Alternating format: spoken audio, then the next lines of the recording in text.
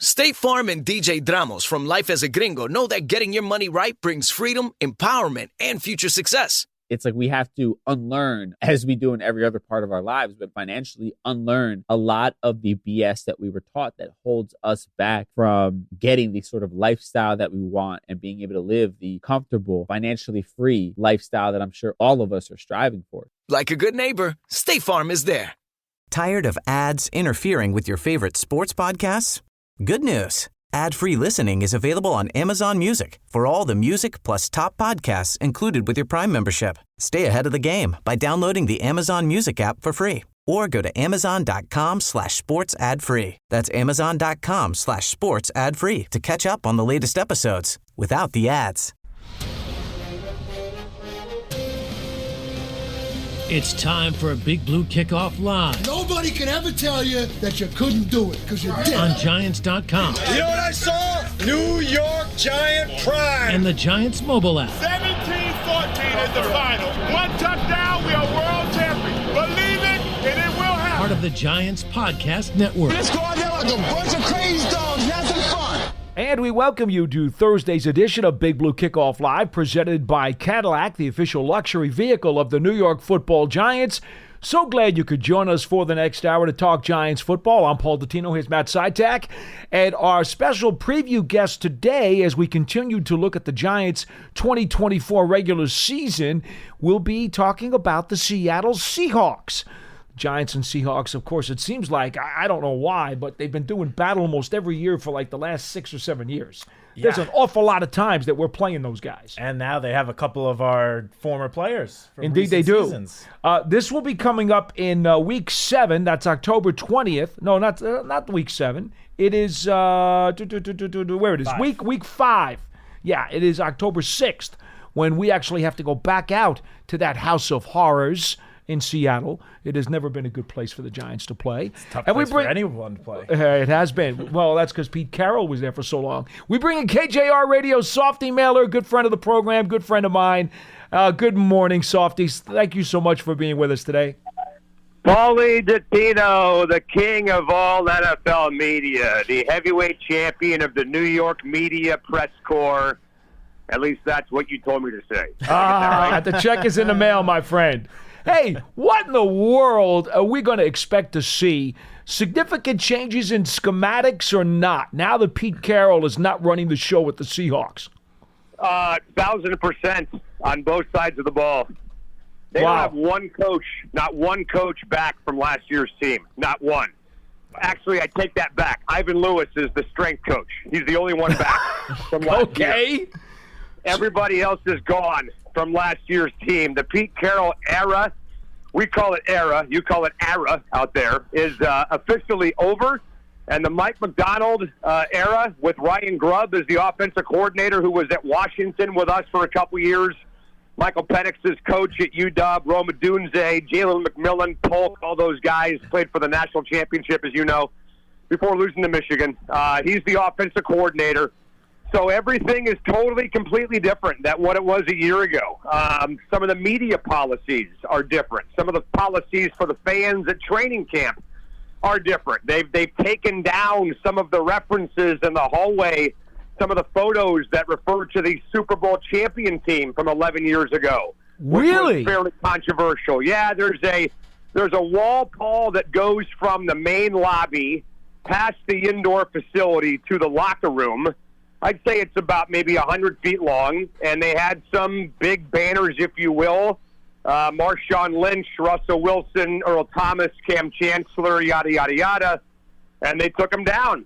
They haven't taken down every reference to that team because that would be ridiculous, but Mike Macdonald is absolutely looking to kind of forge his own path and create his own identity, and he's off and running. Wow, that is a unique approach because I have always felt that you have to pay respect and homage to the those before you, especially those who built the foundation of success.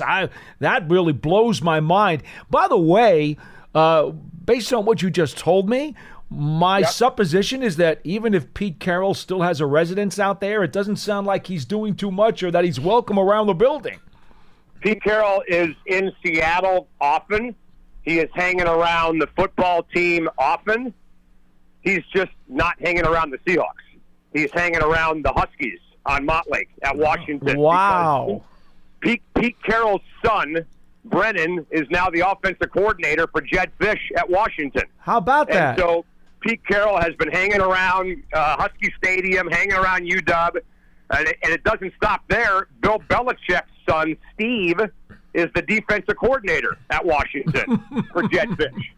So we've had numerous days, guys, I'm not kidding you, numerous days where Pete Carroll and Bill Belichick have both been at Husky practice. And if you watched Bill Belichick on TV lately, sitting in a suite watching a game, you may have noticed he's wearing Husky gear, representing his son. He's got the W on his chest. So we see Pete Carroll. We just don't see him at the Seahawks. We see him at the Huskies. Wow. Softy, you're blowing me away with this stuff, and I'll be honest, I still think that even if there's a little bit of sour taste in the mouths of either the front office or Pete Carroll, it would behoove them. It really would behoove them to patch that sucker up and to get that guy a little bit more involved. I think he will down the road. I think it's still fairly raw. I mean, you guys got to remember he was let go like 5 months ago. And when I say let go, I mean he was let go. He was fired, guys. And I honestly, if you would have asked me 3 or 4 years ago how the ending of the Pete Carroll era would happen, I would say, well, he's Pete Carroll. He's the most successful coach in franchise history. He won a championship, almost won a second one. Let's not bring that one up. And he will call his own shot. When he's ready to go, he'll go. And he made it crystal clear at his goodbye press conference that he was fired by the Seahawks. So I think it's going to take some time, but I think time heals all wounds. You know, Richard Sherman had a little bit of a spat with the Seahawks when he took off and went to the 49ers, and he's been back involved doing some stuff with them. KJ Wright is a little bit irritated right now with the coaching staff because he wanted a coaching job with the Seahawks with McDonald. When Carroll had promised him a job, he got fired, and McDonald told him no. So KJ Wright ends up taking a job with the 49ers on their coaching staff. So there's definitely going to be some fence mending that's going to happen, but in the end it'll take place, and Pete Carroll will certainly get his spot in that Ring of Honor, if not the Hall of Fame one day down the road for sure. Yeah, going back to the coaching staff for a second, I know you mentioned a complete transformation. I didn't realize how big of a transformation it was. Right. But one of the additions that I feel like has slightly flown under the radar is Leslie Frazier as the team's assistant head coach. What sort of impact do you think Leslie's going to have on the defense or any other aspect of the team this year?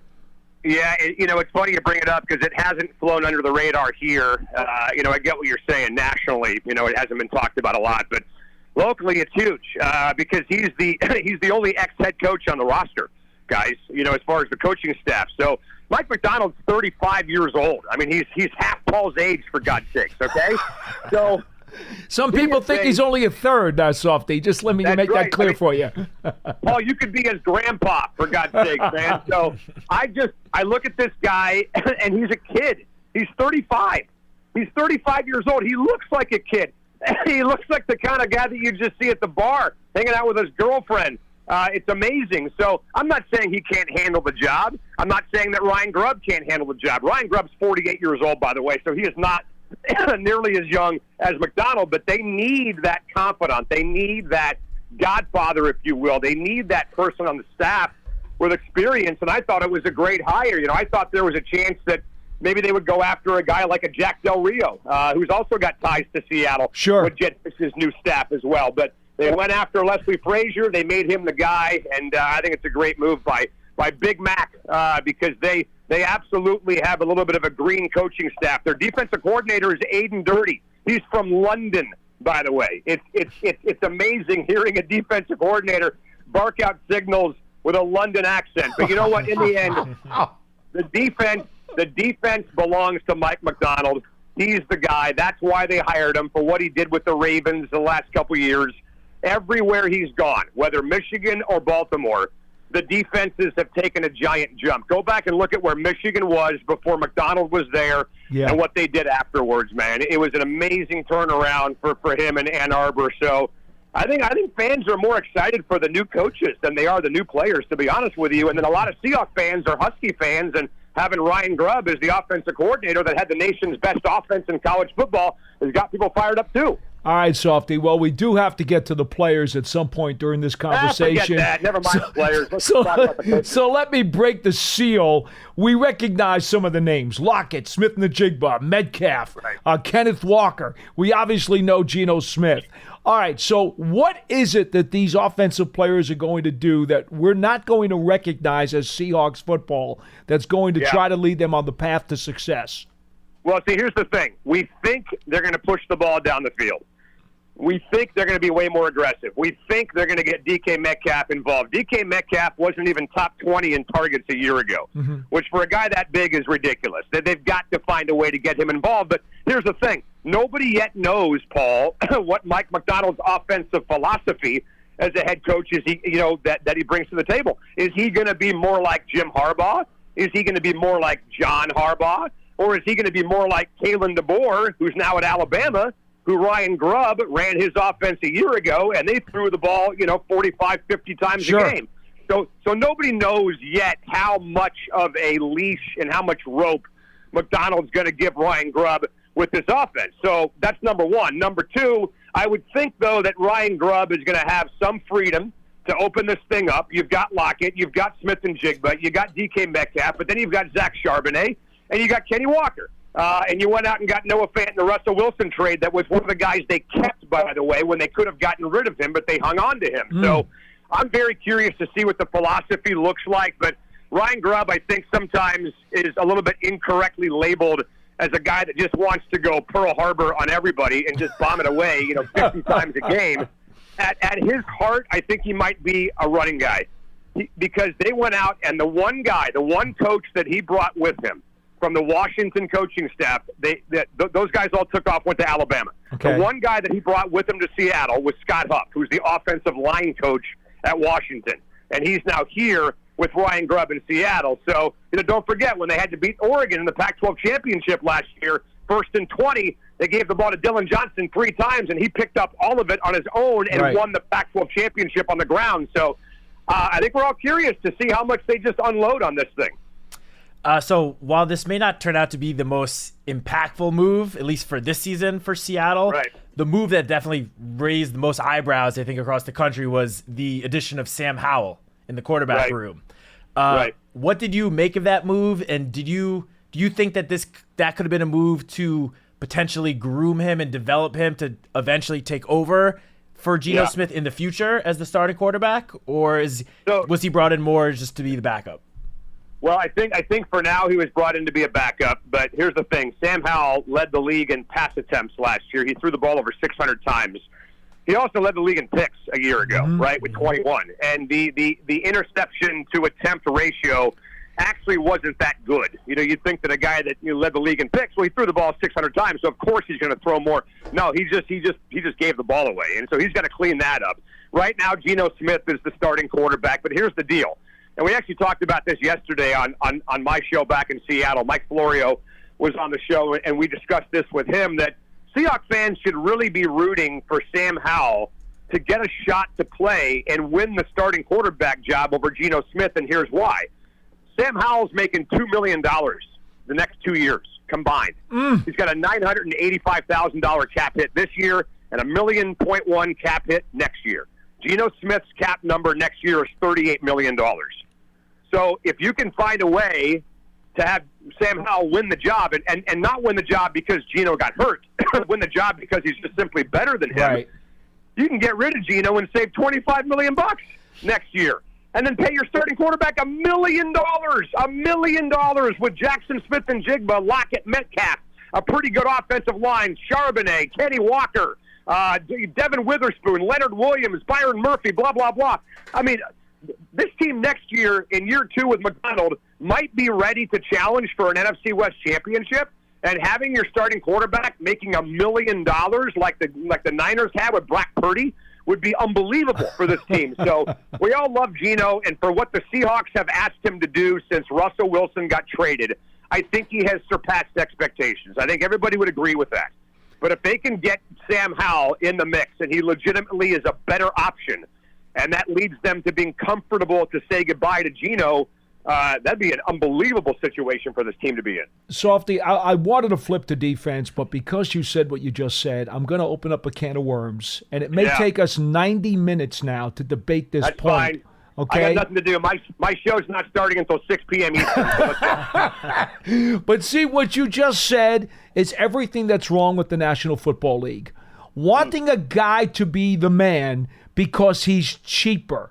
You know, Right. I'm so happy that some of the NFL owners started talking about a quarterback cap this year. Now, it's not going to happen. We know the Players Union will never go for it, so you will never see a quarterback cap. But I am one of those guys who believes that the quarterback salary caps, not the quarterback salaries, not the caps, have totally warped the way that these teams have to do business.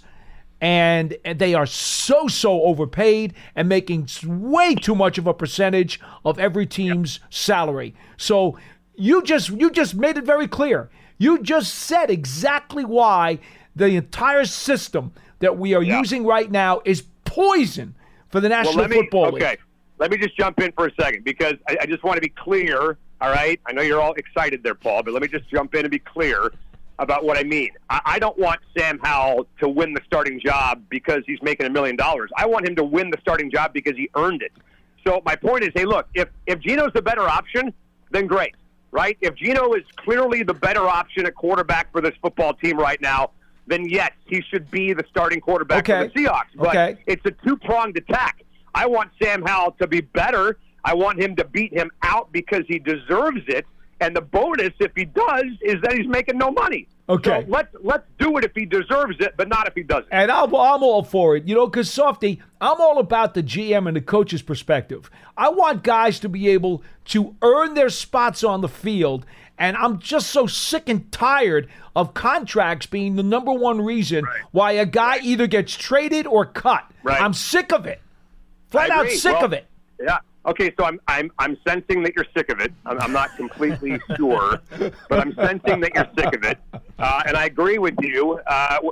For example, we're having this conversation in Seattle about DK Metcalf. Right. Well, DK Metcalf's contract is up after the 25 season. So DK's got 2 more years left on his deal.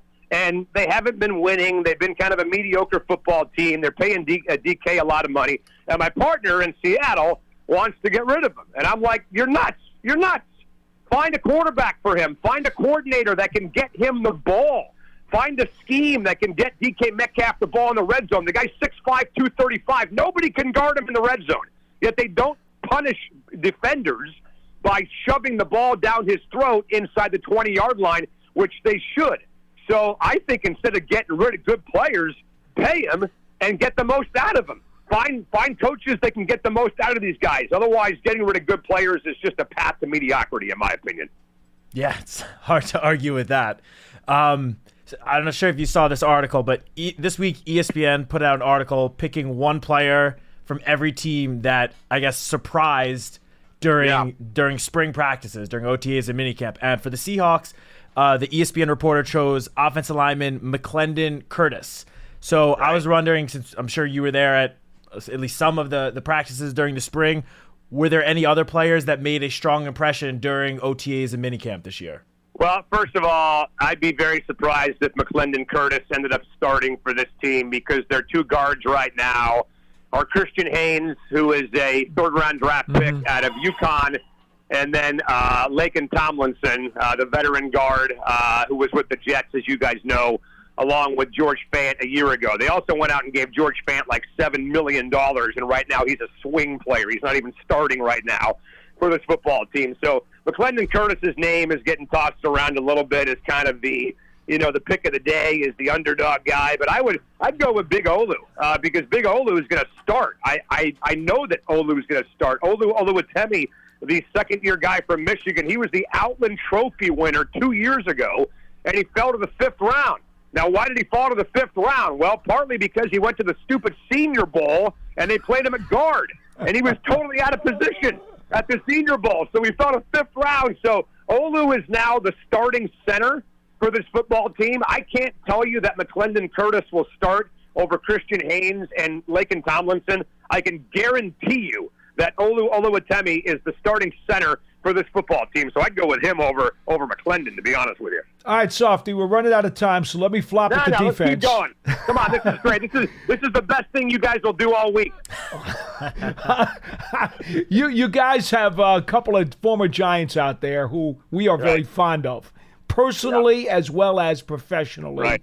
Leonard Williams and Julian Love. We know what the production was from afar. We didn't see the Seahawks snap by snap. You do watch them on a game-by-game basis.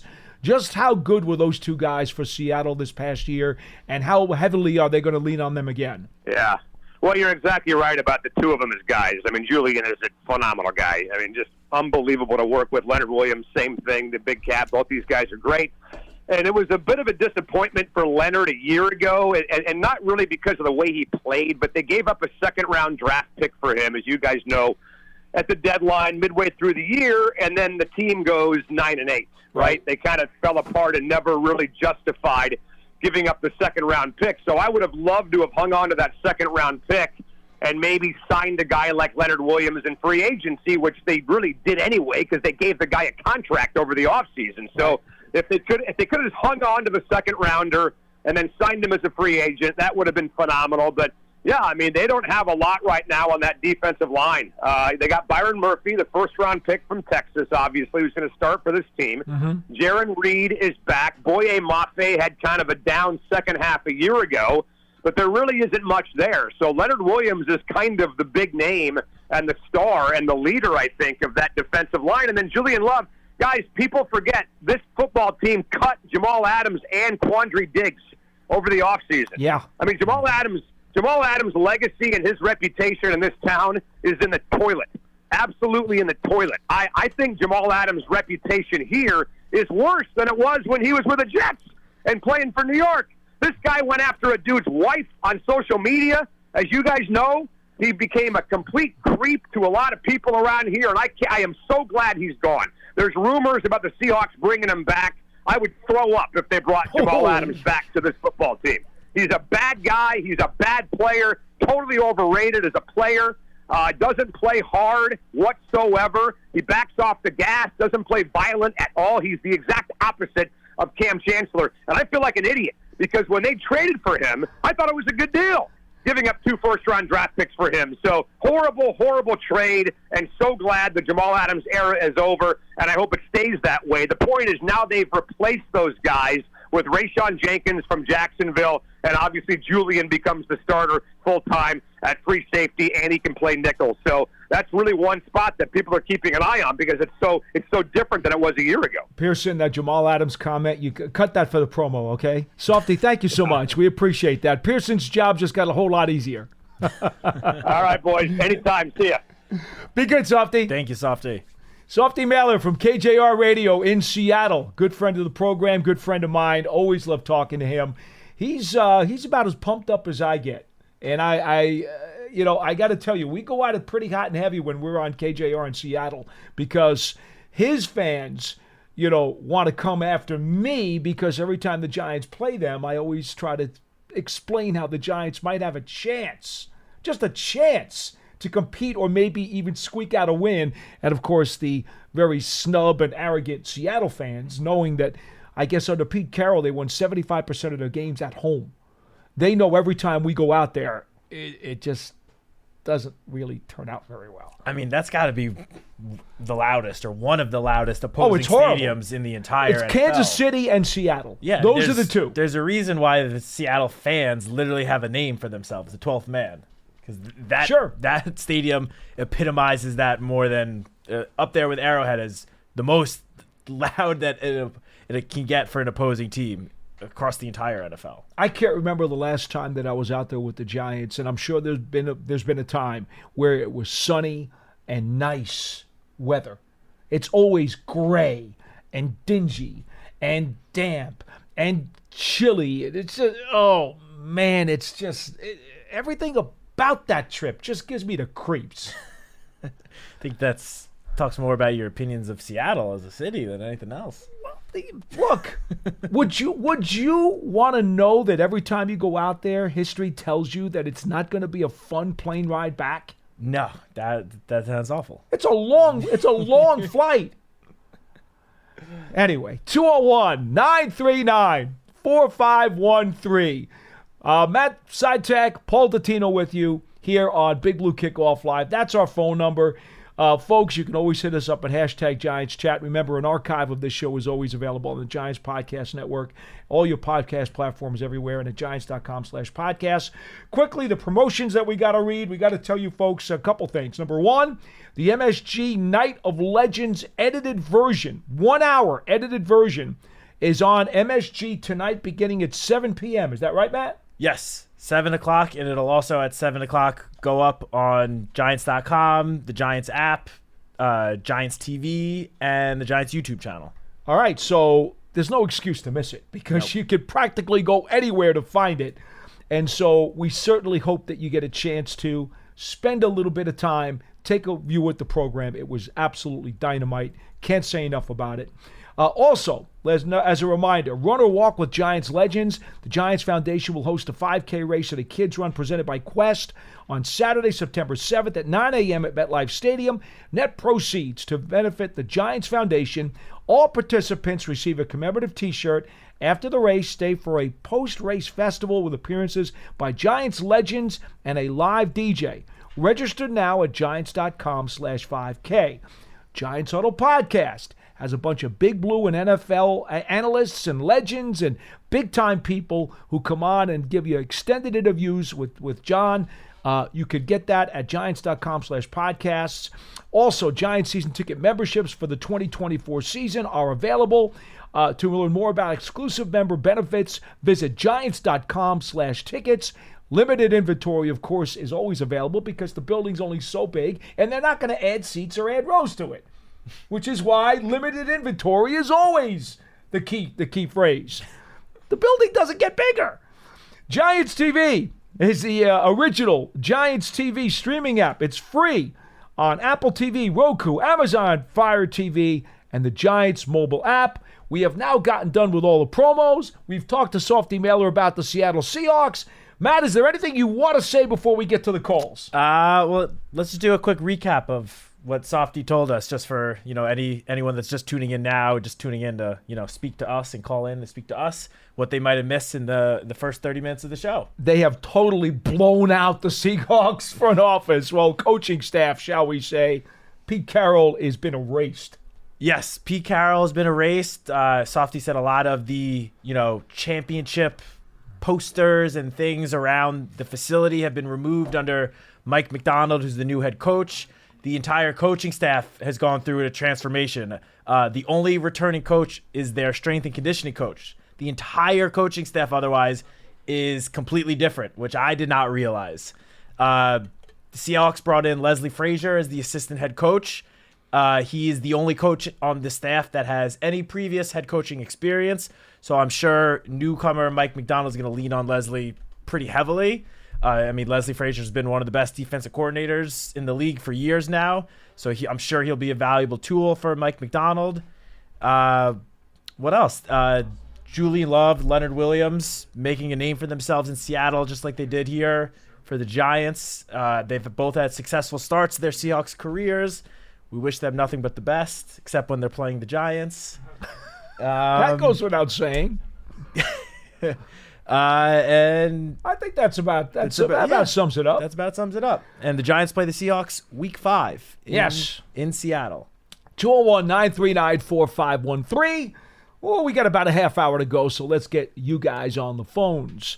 We will start with Cliff in New York. You're first on Big Blue Kickoff Live. Hello. Hey, guys. Thanks for a great show as usual. I was in and out when Softy was on. He didn't trash Drew Lock this time, did he? No, I would not even go there because the last time we had him on, as you will recall, we were talking about some of the college prospects with the Washington Huskies, and I ventured into the Drew Lock area, and he just did not have very many nice things to say, so I figured we'll just let that one lie. Yeah. Yeah. Well, I was delighted when we got Drew Lock, and you straightened it out great on the following broadcast. So I appreciated that. I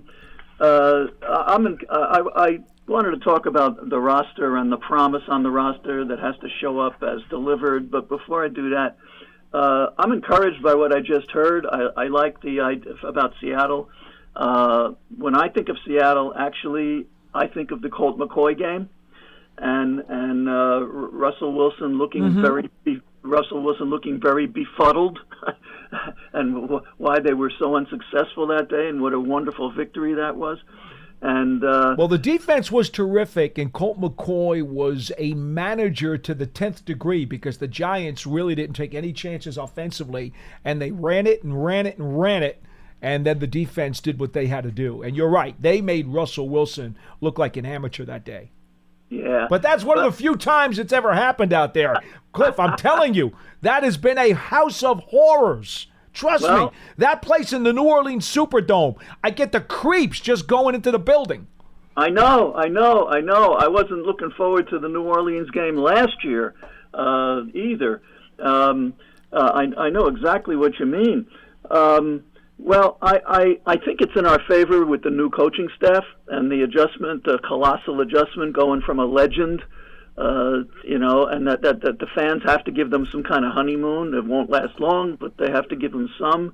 I don't see them coming out of the gate like gangbusters with the kind of transition they've had, and getting them early is probably in our favor early in October. So that makes me feel a little positive about that game. The main thing I wanted to get at was this. You guys have been coaching us up on the promise of the young roster, not just the recent draft, but with the 2- and 3-year-old players.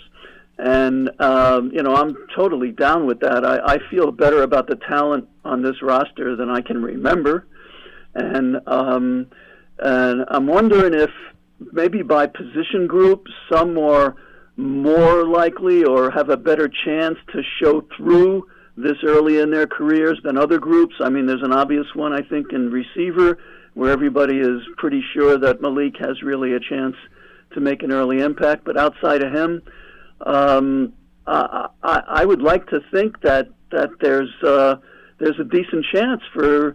Yesterday we were saying don't expect all of the promising position groups to flower. That seems unlikely. I'm saying why not? And is there any guideline from experience around the league where it takes longer for some positions than others for guys to show through? Because I'm feeling terrific about the talent, and I'd like to think we have a chance for it to show through. All right, John and I talked a lot about this lately, so I'm going to give Matt a chance to respond. I'll just say, the one position that comes to mind first for, kind of takes the longest to develop once they get into the NFL would be the tight end position, which is why, as much as I'm very high on Theo Johnson and, he looked great throughout the spring, I think for this rookie season, at least to start the year, expectations should be tempered a little bit, because the transformation from college to the NFL, the tight end position, is probably the most drastic of any position throughout football. So while I'm definitely encouraged by what Theo Johnson showed during the spring, I would say maybe, temper expectations a little bit for him, at least to start, and let him, kind of get his feet underneath him and catch up to the speed of the NFL. And once he does that, I think he could have a solid rest of the season, or even if that's not till next year where he really gets completely comfortable in the NFL and in the offense, I think he'll have, a solid career beyond that, but definitely need to give him a little bit of time. I don't know if there are any other positions that come to mind for you. I would caution, first of all, I would think that there are many other positions more so, but I'm going to give you a little bit of a leeway on this. I would say if you ask a tight end to come in and be like a slot receiver, a stand-up big slot, there's not much to learn to do that. No. Okay, so, and that's what's happening a lot in the NFL today. They're using these tight ends as big slots a lot. So I think it depends on your perspective and how you're going to use them as to how difficult the position is to learn. And, quarterback is obviously the toughest. I don't think there's any doubt about that. That's just the toughest. I think corner is incredibly difficult if You're not playing a ton of press coverage where you just tell the guy, get up in his face and shadow him. That can be easier for a corner. But if you're going to play zone or you're going to play soft coverage, off coverage, corner is incredibly difficult. Much more than tight end, I would think. And middle linebacker, I got a whole list of them. I'm not going to go there. You want to go there? It's okay. That's okay. Depending upon how you're going to use them, you may think it is the toughest, and I'm not going to argue with you on that one. But what I will say this, Cliff, is that what we've talked about in terms of the development of these young guys, remember, the old mantra is that by the third professional season, the guy needs to show his true colors.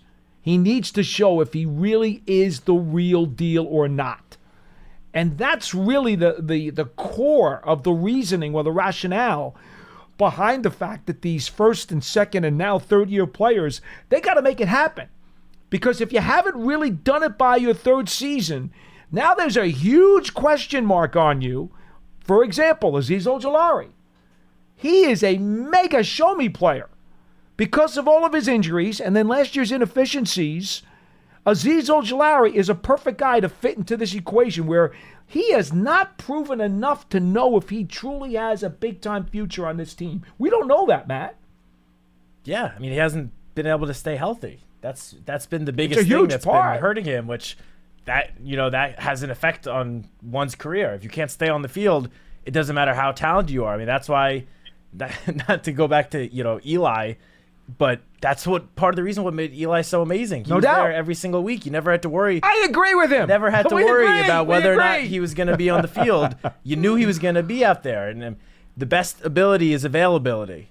So yeah, go ahead. No, I'm just going to say. So I mean, I hope that Azeez Ojulari is on the field for 17 games this season, because one way or another we'll then be able to see what he's truly made out of, and as Paul, as you said, whether or not he has a long-term future with the Giants, because the Giants obviously went out and traded for Brian Burns, drafted Kayvon Thibodeau in the first round 2 years ago. Those two guys are going to be the two starting edge guys for the foreseeable future, for the next couple of years. Yep. And now we need to see if Azeez can play himself into being part of the conversation moving forward past the season. No question. So I was hoping that going from 7 games 2 years ago to 11 games last year was significant with Azeez, and that but his efficiency went down.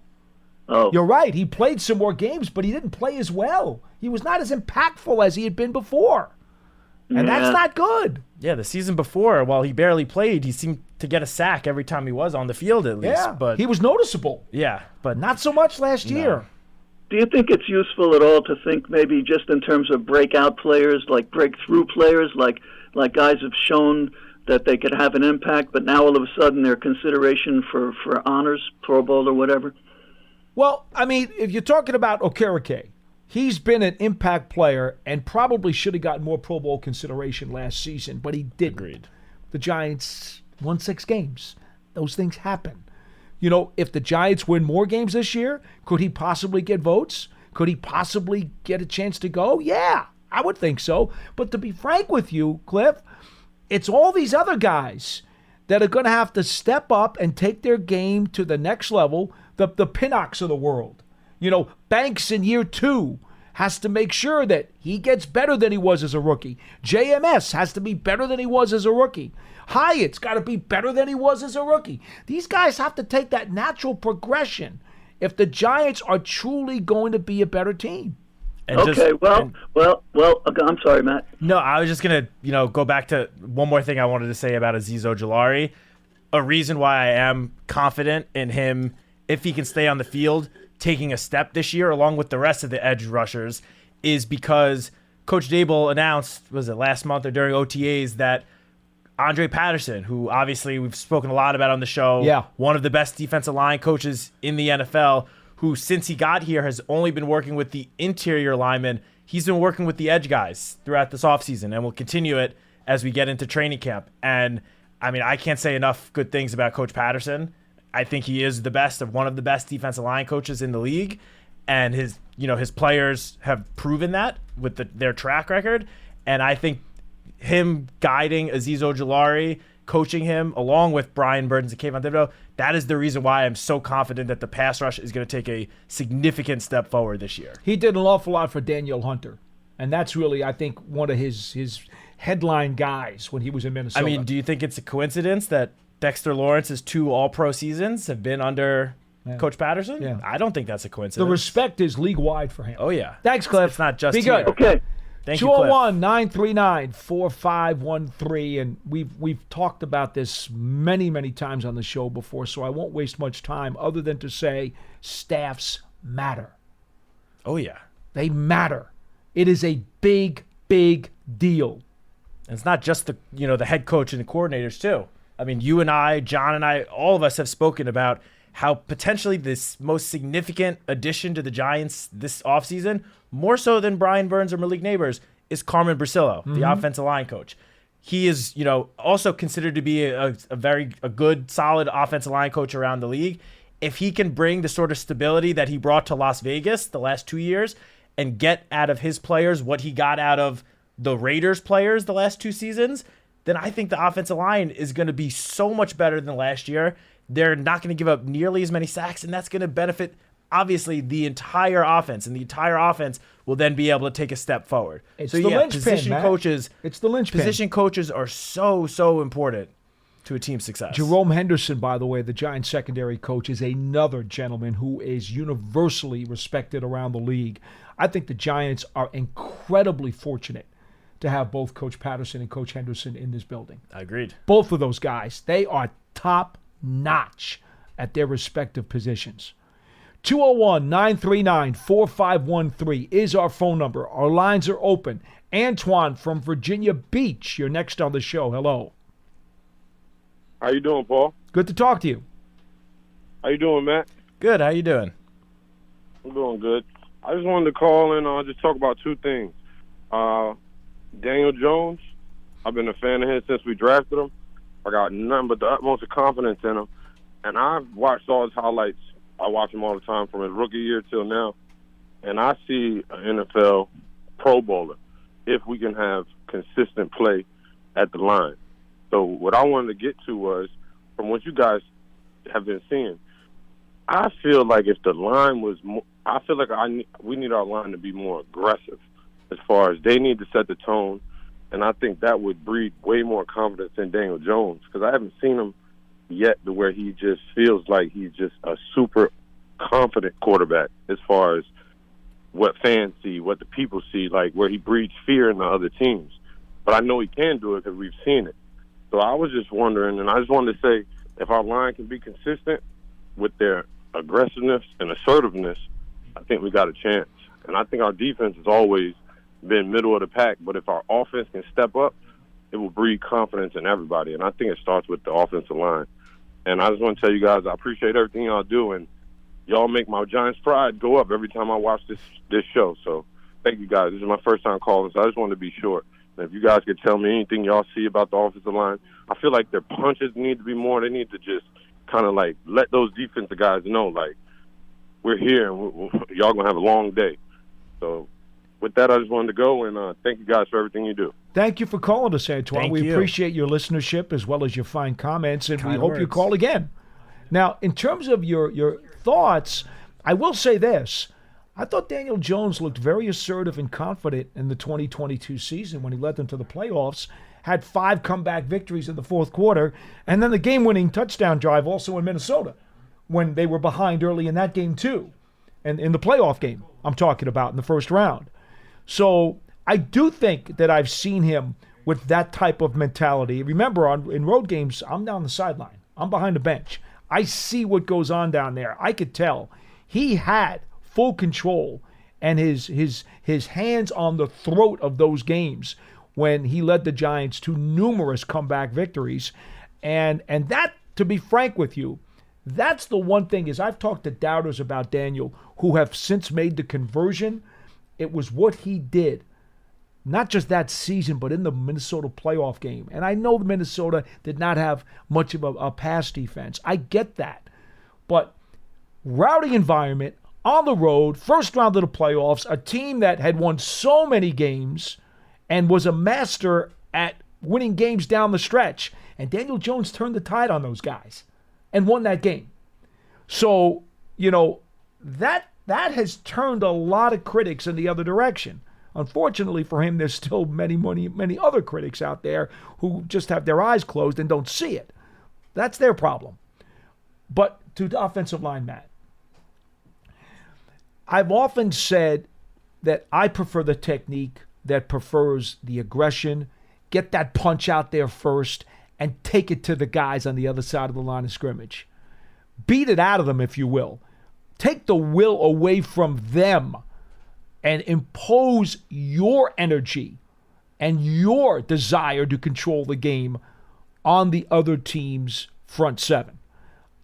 That's a Parcells thing. Now, not everybody does that in today's league, and many teams that don't do that still succeed. So there's more than one way to skin a cat.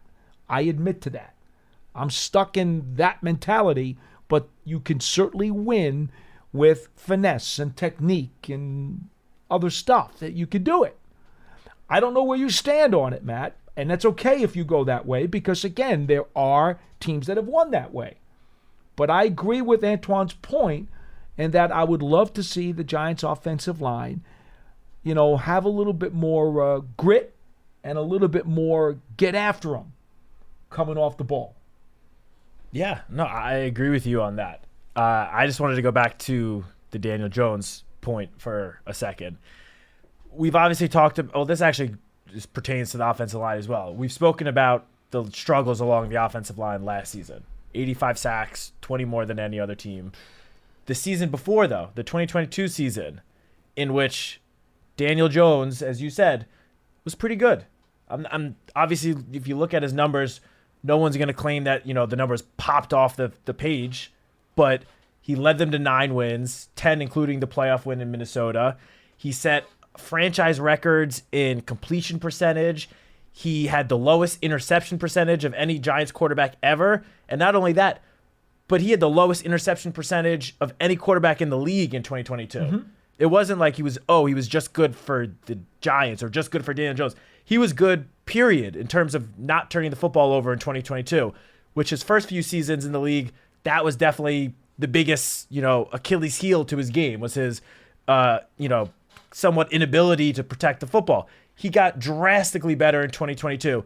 And the reason I'm bringing this up is because in that 2022 season, the Giants' offensive line, once again, was not that great.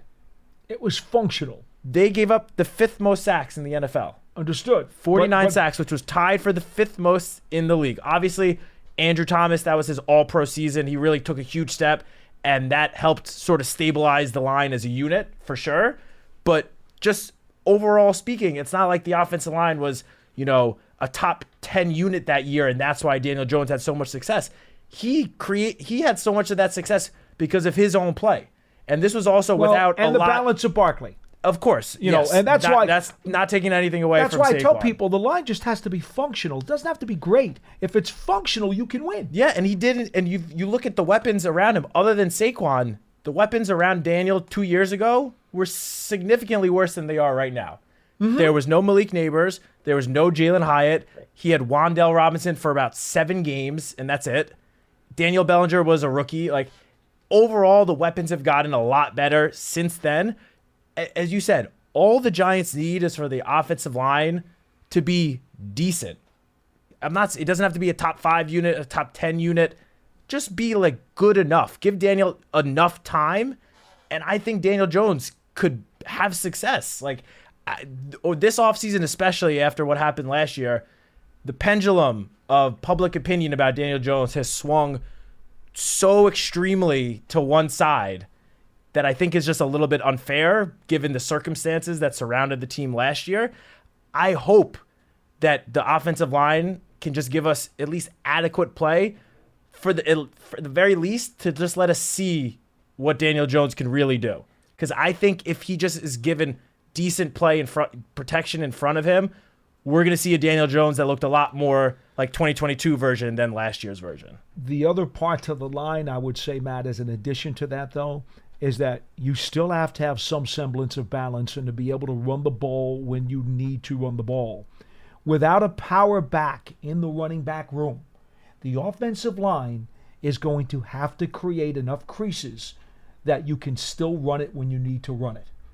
There's no Brandon Jacobs here, okay? There's no power back that's just going to muscle ahead. Even Ahmad Bradshaw, for as diminutive as he was, he had power in those thighs. Joe Morris had power in those thighs.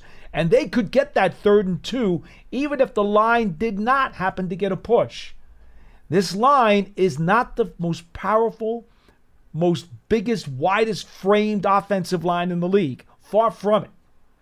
They are going to have to make sure that when the Giants need to run the ball, they give Gray, Tracy, or Singletary some kind of push so that they've got room to operate, because they're not going to be able to push the pile themselves.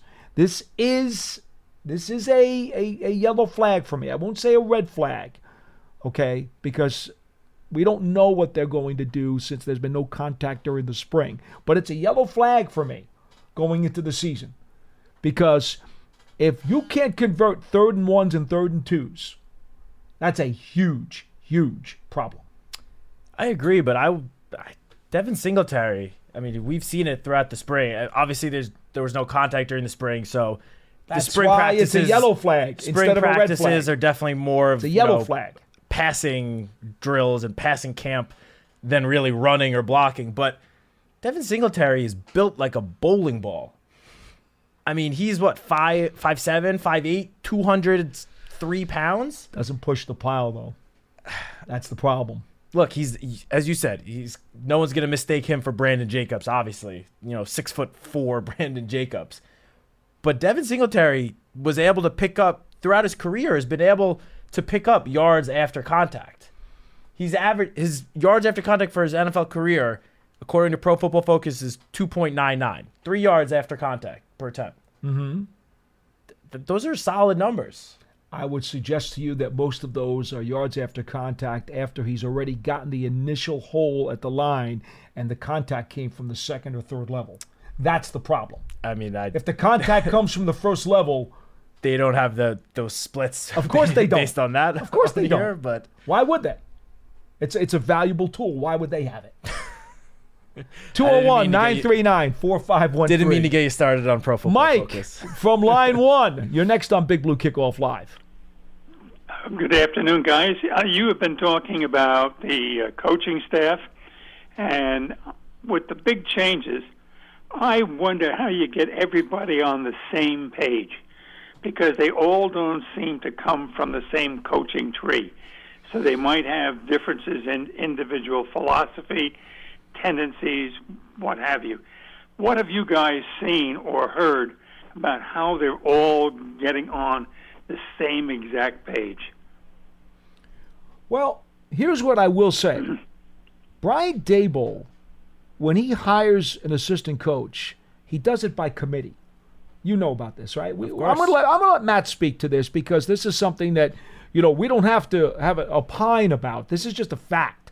Brian Daboll wants input from the entire staff when he brings somebody in. Yeah, I mean, Brian Daboll, I'm pretty sure he told us this his first season when he was filling out his coaching staff, but the way it works is like they bring in a guy to interview, and he, at least at one point, will sit down with all of the coaches on the staff. And, they go through the interview questions, ask him whatever, they go through schemes, all that stuff. The candidate leaves, and then Daboll will listen to the input of his coaches and will take what they say into effect. It's not like just Brian Daboll and Joe Shane are making the decisions on all the coaches. They really decide who to bring in as an entire group. And just that from the start gives it way more of a collaborative approach and feel, and makes all the coaches, not only feel included, but they really are just all included. And in terms of just real quick, and then you'll let you go into Paul, just what you said about, a lot of the coaches coming from different, coaching trees and different backgrounds and stuff. The only thing I'm going to say about that, and we definitely don't need to go into too much detail about this, is if you go back to the coach that was here prior to Brian Daboll, it was a big thing how all of his coaches had previously worked together. They all knew each other from, various stops along the road, whether it was the NFL or college. and that didn't work out too well.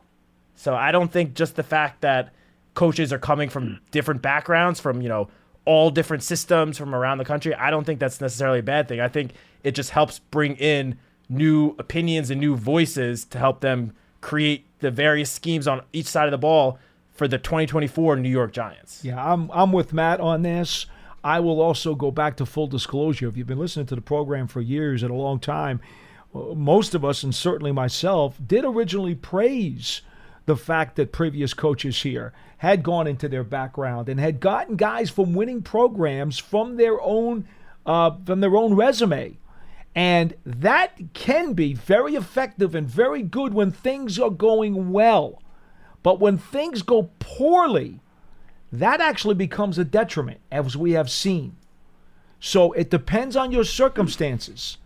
And when things go bad a lot of times, if your coaching tree is too friendly and too much in unison, they don't know how to find a way out of the hole. That's what happens. You don't have enough difference of opinion. You don't have enough of dissenting opinions. And all of a sudden, everybody starts to sink all at once. And that's kind of what happened here with some of the years past. So, again, everything is a unique individual circumstance, and that kind of dictates which way or which direction you should go in. In this case, I think we both agree. Brian Daboll, since the moment he got here, has been very consistent with what he's done with his staff. And to this point, I would say it's the right way for him to go. And he's also praised, this spring, he's praised a lot of the new additions to the coaching staff for really coming in and embracing the collaborative approach and really being team players. I mean, Shane Bowen especially, Coach Daboll has repeatedly and numerous times really praised Shane Bowen for saying that he is the biggest team player. He's willing to, do whatever it takes to help the Giants succeed and doesn't care if, he suggests something and it potentially gets squashed. Like, he doesn't care. It's a team-first approach. So Brian Daboll has praised the new coaching additions on that front. Okay, Mike? Yes, thank you very much, guys. Good explanation. So you continue on with your great program. I'll keep on listening. Thanks very much. 201-939-4513. I would sneak in one more quick one if somebody wants to buzz us right now. Otherwise, we'll pack it up and we'll call it a day. Again, a reminder, tonight, 7 o'clock, MSG, the edited version of A Night of Legends that the Giants had last week at the theater at Madison Square Garden. You will only get to see an hour tonight, but I promise you it's worth your time and you will enjoy it. Yeah, Pearson. We are also uploading all the full segments as well. Yes. Right, which is what you mentioned before. No, but I didn't mention this before, actually. What's that? That at 7 o'clock, the condensed 1 hour special, which will be the whole program condensed into 1 hour, that is what's airing on MSG, right, Giants.com, etc. But sometime after 7, I don't know the exact time yet, either later tonight or tomorrow morning, we are going to upload the full individual segments. That the different panel discussions the whole that 2 occurred. hours and 45 minutes. No, the different segments. So, the segment that had Coach Daboll, Joe Shane, Bobby Okereke, Kayvon Thibodeau, that whole segment's going to be uploaded. The segment with, Pete Gogolak, and then a few other, I think there's 5 segments total that are going to go up, and those segments are going to be posted, the full segments. And the last segment is an hour on its own, at least, I think. So in total, guys, they are going to be able to then see everything, right? Yes. If the segments are all, if you take the time to click on each segment, you'll see the whole thing. Yeah. Well, that's wonderful. I didn't even know production was taking care of it like that. And that's great because it was a wonderful night, not only for the Giants and their fans, but also for the Giants Foundation, which was able to collect all the net proceeds from a packed house over at the theater at Madison Square Garden and help charities in the New York, New Jersey metropolitan area. All right, folks, that will do it for today's edition of Big Blue Kickoff Live. Tomorrow, Matt and I will be back. We will talk about the Cincinnati Bengals, another one of the Giants' 2024 opponents. Again, Big Blue Kickoff Live, as always, is presented by Cadillac, the official luxury vehicle of the New York Football Giants. We'll see you tomorrow at 12:30 p.m. Eastern Time right here on Giants.com. So long, everybody. Zero Foxtrot isn't just a brand, it's a way of life. Founded and operated by veterans, Zero Foxtrot's unique apparel and gear echoes the grit of the warrior culture. Zero Foxtrot dedicates itself to producing content, honoring the sacrifices of forgotten heroes of the past, and connecting history to the present. Embark on a journey with Zero Foxtrot today at zerofoxtrot.com. It's not merely our products, it's about the ethos that we embody. Rugged, resilient, and timeless. Good sleep should come naturally, and with the new Natural Hybrid mattress, it can. A collaboration between Lisa and West Elm, the Natural Hybrid is expertly crafted from natural latex, natural wool, and certified safe foams to elevate your sleep sanctuary and support a greener tomorrow. Plus, every purchase helps fuel Lisa's work with shelters and those in need. Don't put off a good night's sleep any longer. Get a Lisa mattress today for a sound sleep tonight. Visit lisa.com/iHeart. That's LEESA.com/iHeart.